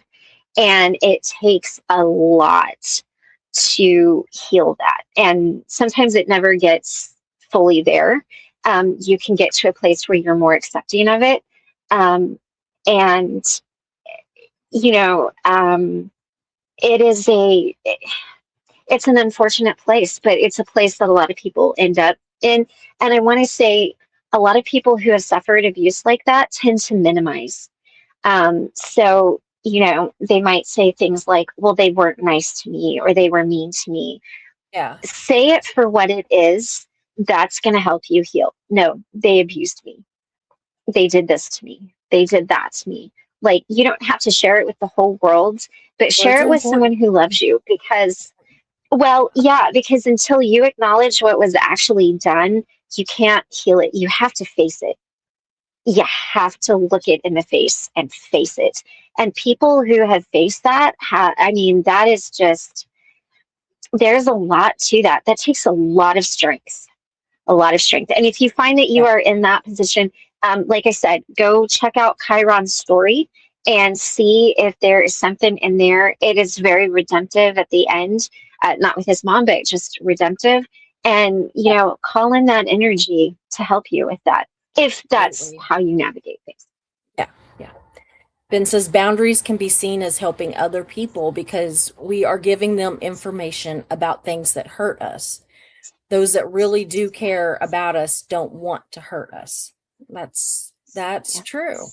Yeah, if they really Mhm. care, then that's going to be a good, saying, hey, this doesn't work for me. I can't let you do this, or I have to set a boundary here, or whatever the wording Yeah. is. It might help them. It might make them think, crap, I am so sorry. I did not Mhm. realize that I was doing this. And so then they won't. On the other hand, it can also give Right. somebody that wants to hurt you the exact way to do it, And so Yeah. life is so much about double-edged swords. I mean, we have to just be so careful about how much power we give other people, though. How much power Yeah. do we Oh, give yeah. them? And if somebody comes at us and does things that we have explained to them that this is a boundary, this hurts me, and they continue to do that, Hmm. then that takes a bigger boundary. That means they might get the wall. They really might. And You know. and it's okay too I'm Ben's read a lot of these. I'm famous for it. You get so many chances with me, and then I'm Yeah. like, I'm sorry, we Yeah. no, and and it's okay to do that too. It's Yeah. okay to say, you know what, I tried, and this is not gonna, work. This is why. My I wish you the therapist said that best. it is absolutely okay to be done. You know. Oh yes. Hmm. She said that there's nothing wrong with no, done, or enough. Those were the three. I don't know if that Hmm. was in the right, but those were the words: done, Yeah. no and enough. Those were the words that she said. Those are complete sentences and you don't have to apologize for them. And I'm like, okay. You don't have to, and I would add to it, and you don't have to explain. Yeah, you don't have to explain. Absolutely. Because see, that's my big part. I'll be like, no, but here's why. Or enough, but here's why. Right. Whatever. It is just like, okay, you opened the door again. Done or enough is a door, and you close that door, but you're reopening that door if you then, start saying, here's why, and all this other stuff. So you have to like mind your own boundaries too, kind of deal. Yeah, you really do. Yeah. So Hale says, I am intentionally going slow because it's important to rest and give myself a break. Deep processing is cathartic, but so tiring. Absolutely. Absolutely. It is. Oh, man. Absolutely. Deep shadow work will make you tired. Ben says, he says, yeah, I find I have to deep process, and in order for it to sink in longer than a week or so. Yeah, I do that too. Like, like I'll have a therapy session, or you and I will talk about something, and I am like on fire with it in that moment, and I'm like, yeah. And then I will find myself backsliding. And so what I've been doing is I have, for whatever reason, it does seem to be helping me, where while I'm still kind of on fire for it, I will like make some notes, about how I'm feeling about it, or what I want to say or whatever. And then I write that Substack. And for some reason, writing that Substack puts it deeper into my brain, so that it's like I've sat with it longer. And, maybe I've sat with it harder, more intently, and not necessarily a longer amount of time, but more intently. Well, and like we said, you have to find the words to express your feelings. And there is something about pen to paper, writing it out. And that's why anybody that works with me or has heard me talk about journaling, I'm like, get a pen, get a paper, write it down. Don't type it, write it. Because there's just something. But then again, I'm an avid note taker. You should see my notes. I'm like, well, my notes that I'm taking a lot of times whenever I'm doing my therapy sessions are just like words or phrases or something, and I might circle it or put asterisks by it or something, if I think it's really, really important. But I am constantly writing something, constantly. It reminds me of Tyler Henry, the psychic, where he does the scribbles. Oh yeah. And that helps him keep his mind clear. If I'm taking notes, it is a way of keeping my mind cleared from other things, to where I'm thinking about what I'm hearing or what I'm actually thinking about. Because my brain goes in 100 different directions. I have to center and focus. Yeah. So, oh, absolutely. Yeah. So we can pick up on trauma in the most innocent of ways. A child that was embarrassed by being called to the board and feeling they didn't perform well can carry "it's not safe to be seen," even if it was, here we go, nothing big. The child can then reinforce that belief throughout all their lives and get buried in the lower brain. Absolutely. Yeah. I mean, traumas are not, I think a lot of times the misconception is that they're these big, huge things that happened. And oftentimes I've found that it comes from like a little offhanded comment. I mean, yes, there are nefarious people out there who are really not nice. But, that's why I say we never know how somebody internalizes something, how it lands. And especially I found when I'm talking to kids or people that are in a particularly vulnerable state, I'm so aware of what I'm saying and how I'm saying it. And I really want it to sound as good as it can and as, honest but comforting. Yeah. Absolutely. Ben says eye movement is a sign that you're not a psychopath like Elizabeth Holmes.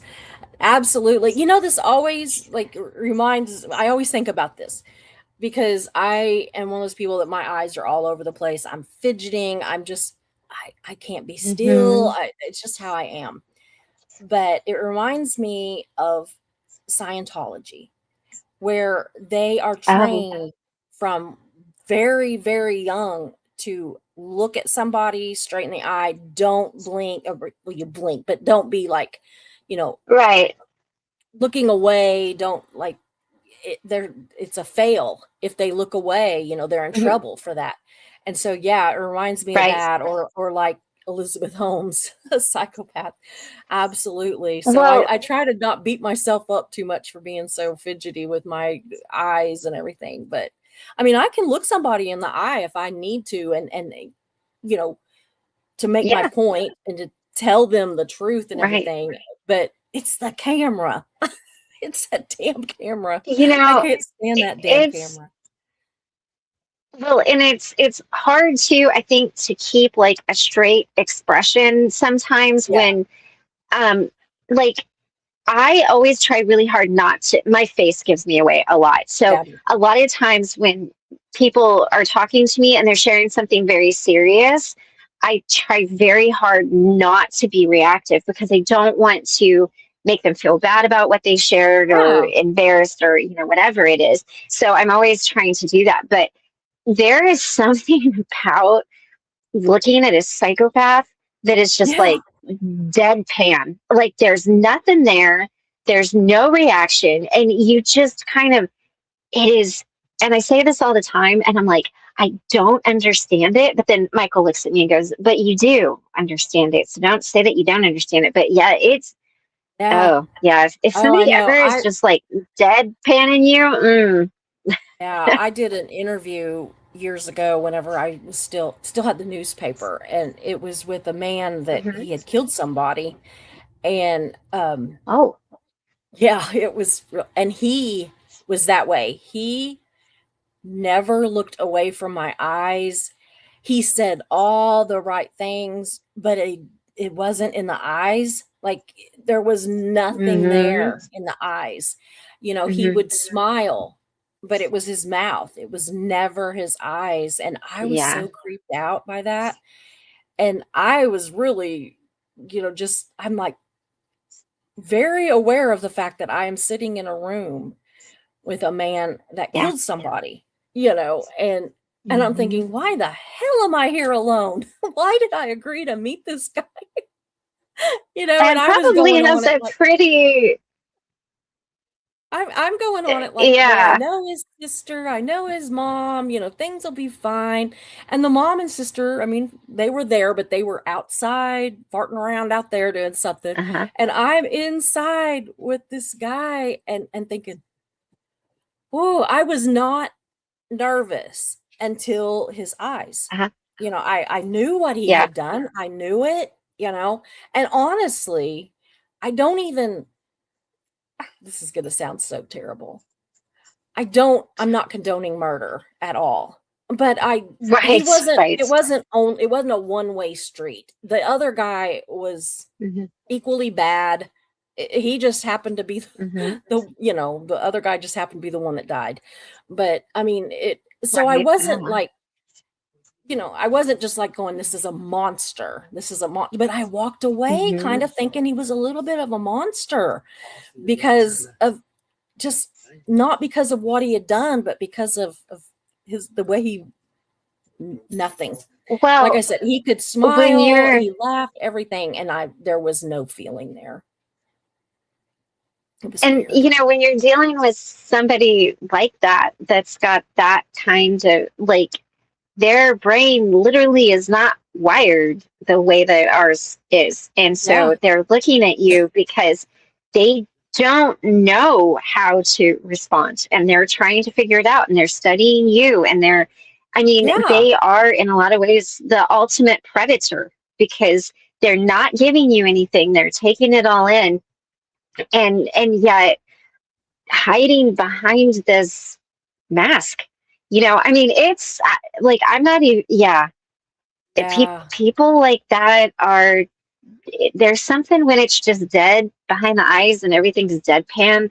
It it's not as Yeah. it should be, Yeah. and that's why I've our seen nervous other system's people like, like that. hey. I've seen other people like that, but to Hmm. different degrees, but this was just Yeah. so clear. And I mean, I don't Hmm. know. He's dead now too, but it's just like, oh, I don't know. Weird. It is a weird thing. But It is. Ben says every time it comes up, tell yourself, I forgive you. Yeah, we have to forgive ourselves for things. He says, and just sit with it. Be bored with it for a while and let it sink in. That's wise. And Lori says an emotional neglect is abuse. Absolutely. And Absolutely. I will say that that is one of the biggest things. Emotional Yeah. abandonment is really hard because I remember talking to my therapist at one point. She's like, Christy, what do you think abandonment looks like? And I'm like, Yeah. the parent that just leaves their kid on the side of the Yeah. road under a light post in the rain. And she's like, nope. And so, Say, and this is one of the more difficult ones for people to kind of come to terms with, because maybe you had a really great childhood where you had the nice house and your parents had good jobs and they were there and they were present, like, or they were there but they weren't present. yeah, And when you grow up with that kind of neglect, um, it does, absolutely. you kind of have a need, you're not seen. And so sometimes you can have that need to be seen, which can turn into that, hey, here I am, like me, Yeah. somebody please like me. So yeah, emotional neglect, I think, is one of the things. It tends to get minimized a lot and overlooked. People don't take it as seriously, I think, as, they think, well, oh, did you have an abusive childhood? Well, Yeah. no, my parents didn't hit me. It didn't They hit didn't hit me. We me. had Yeah. food. I mean, but Yeah. no, were they present? Did they love you? Did they care for you? Did they show up for you? Did they meet your emotional needs? And if you answered no to that, then Yeah. maybe take a look at going down a therapeutic road.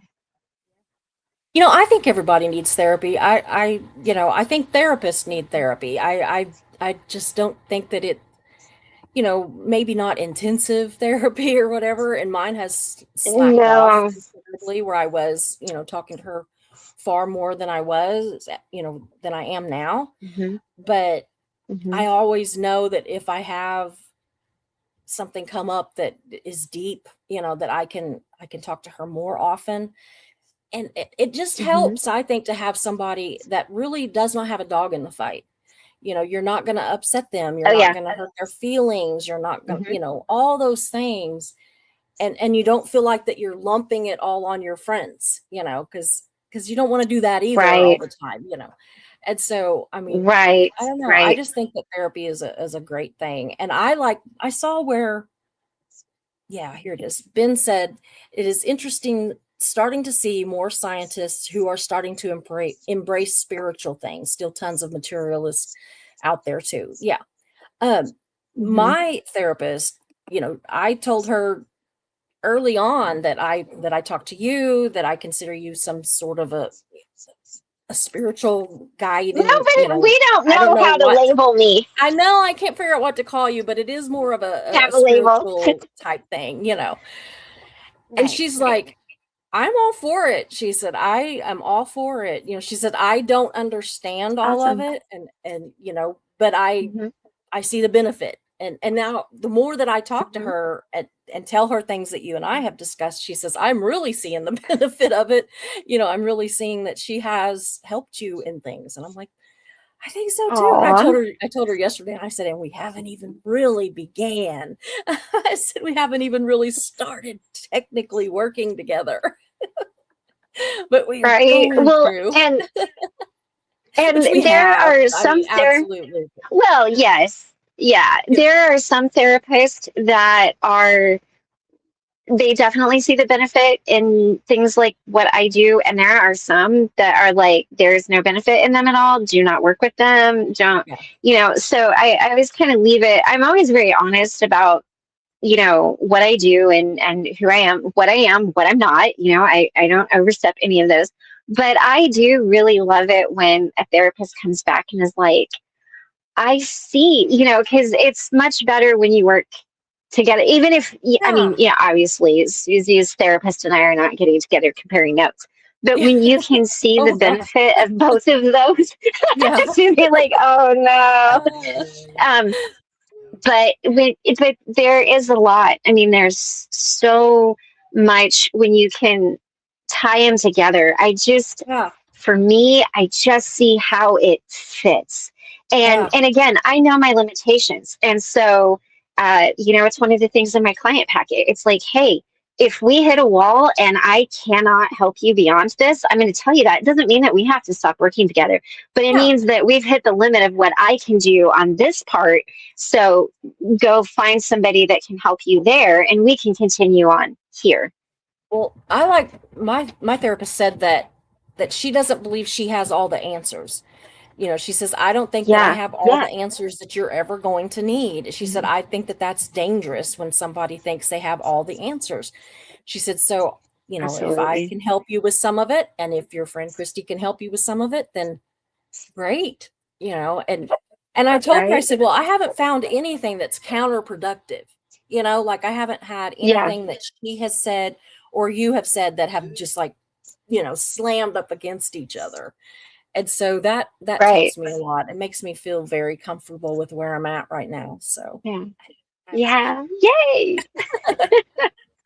But anyway, we have went 2 hours. So I think we I'm going to call it good for talk tonight. about this. I know. I love it. But I appreciate you being here so much, Christy. And she has actually said that maybe she can be here like once a month. And so I'm looking forward to that.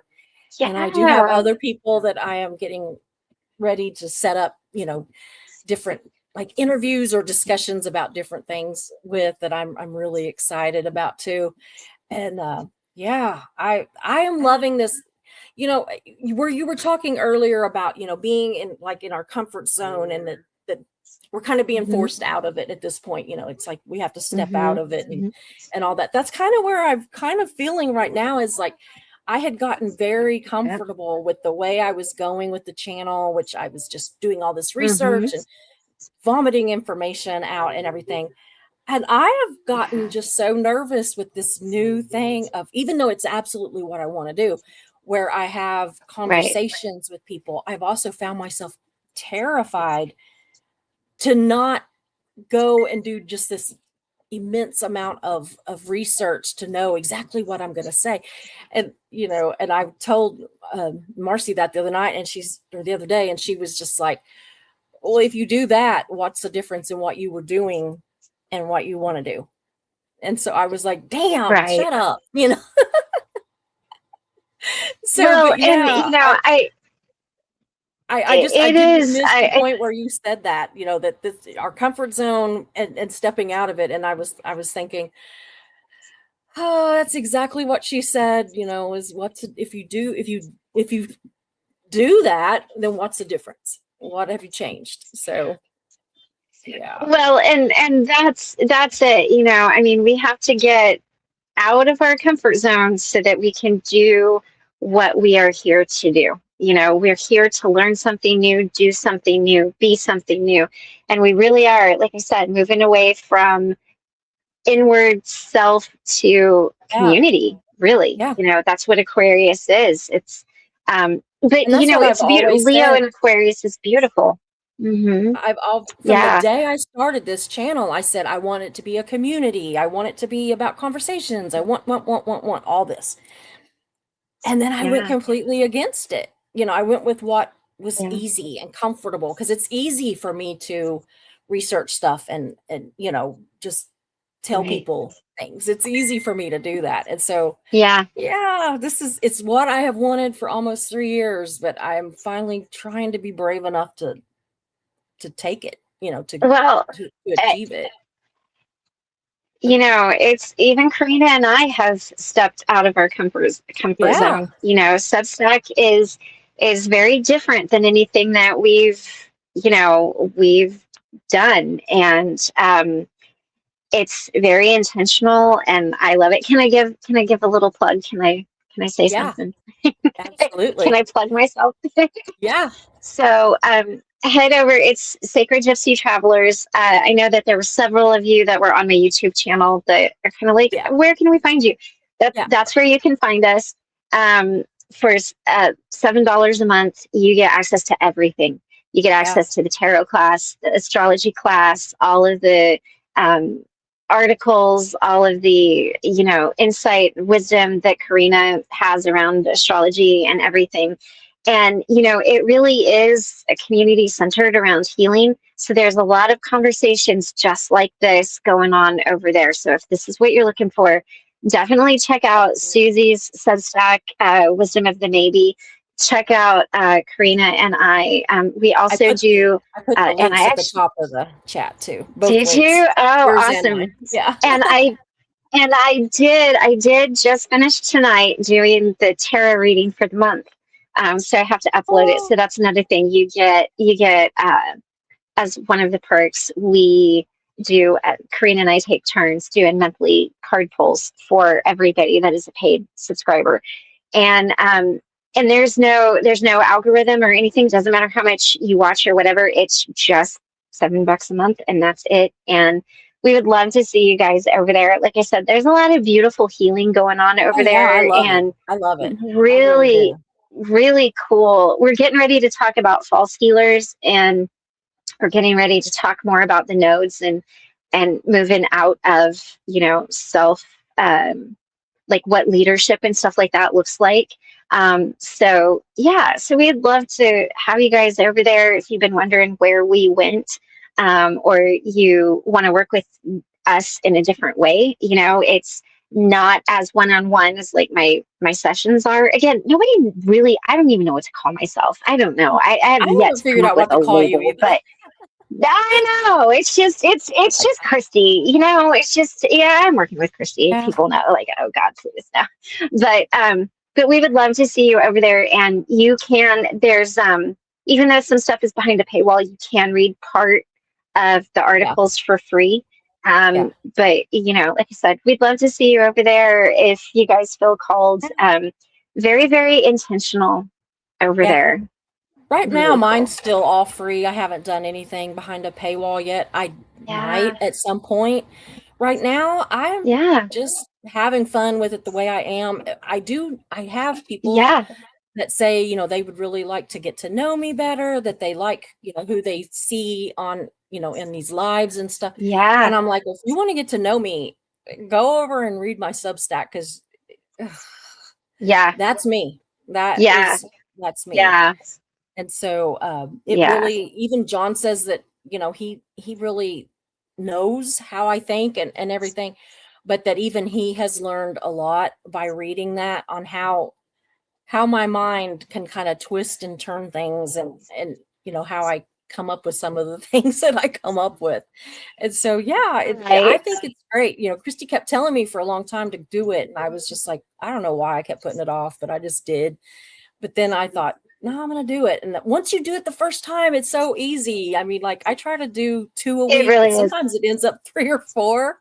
It's just like, Yeah. but, Yeah. Well, I drop articles. I usually do series, and I drop them every Wednesday. So, if nothing else, head over and check out that first little yeah, part. And my pictures are up there, so everything that I've written, those are my actual photographs that I've taken.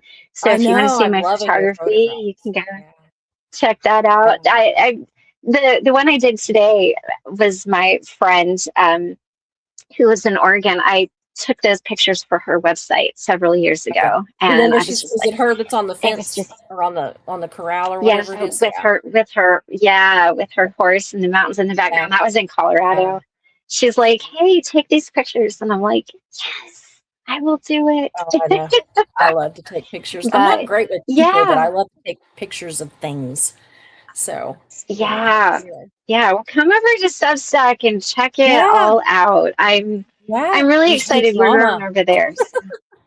So far, no No, drama. no. Yeah, So no, far, no. it's been great. Well, anyway, I'm going to go ahead and close this out for tonight. Thank you to all my mods. Thank you so much, Jan. You have worked overtime tonight. I appreciate you so much. And thank you, Christy, for being here. It is always so much fun to have you here. And I Yes, yes. I thank you all. All Thank you right. so much. We'll be back tomorrow. Talk to you later. Bye.